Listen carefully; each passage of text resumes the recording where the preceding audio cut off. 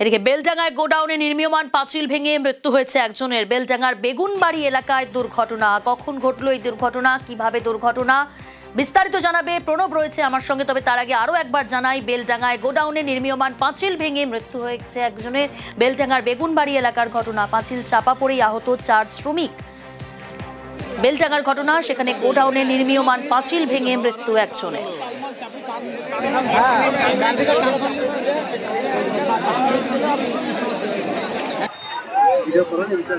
হ্যাঁ করেছি। বেলডাঙ্গায় গোডাউনে নির্মীয়মান পাঁচিল ভেঙে মৃত এক। বেলডাঙ্গার বেগুনবাড়ি এলাকায় দুর্ঘটনা। পাঁচিল চাপা পড়ে আহত 4 শ্রমিক। 20 দিন ধরে গোডাউনের পাঁচিল তৈরি হচ্ছিল, আজ কাজ চলাকালীন আচমকাই পাঁচিল ভেঙে বিপত্তি। জখম 4 শ্রমিক, ভর্তি মুর্শিদাবাদ মেডিকেলে। লম্বা মোটামুটি ওটা 25 ফুট লম্বা। 25 ফুট লম্বা। আর হাইট উচ্চতা কত? 5 ফুট হাইটে মাটি ভরি মেজি লেভেলটাই গোডাউন হতো। হ্যাঁ, মোবাইলের গোডাউন কইছো। মোবাইলের বোর্ডে। হ্যাঁ। দেওয়াল লিখন ঘিরে বচসা, ধাক্কাধাক্কি। বীরভূমের সাঁইথিয়ার 14 নম্বর ওয়ার্ডে উত্তেজনা। ছবি দেখাচ্ছি আপনাদের।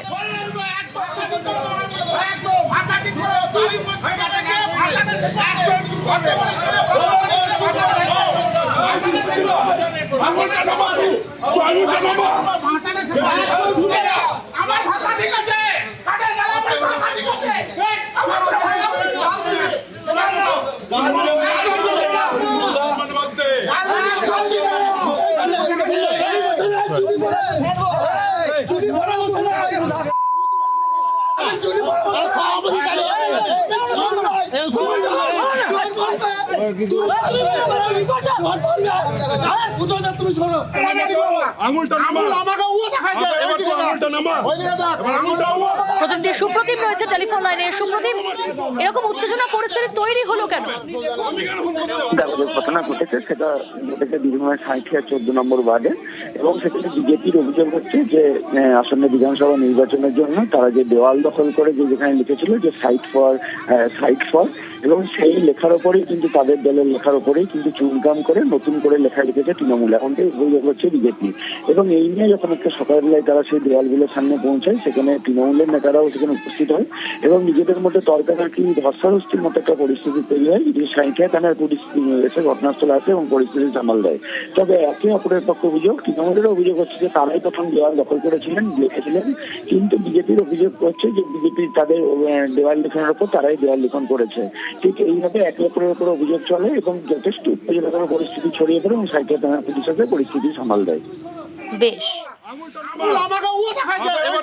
14 নম্বর ওয়ার্ডে গতকাল দিনের বেলায় আমরা কিছু দেওয়ালে চুনকাম করেছিলাম এবং সাইড ফটো করেছিলাম, যেটা করা আছে রাতের অন্ধকারে। এখানকার তৃণমূলী কংগ্রেস যারা করে, তৃণমূল কংগ্রেস, তারা রাতের অন্ধকারে এসব করেছে। দেওয়ালে আমাদের সাইডের উপরে লিখে দিয়েছে টিএমসি।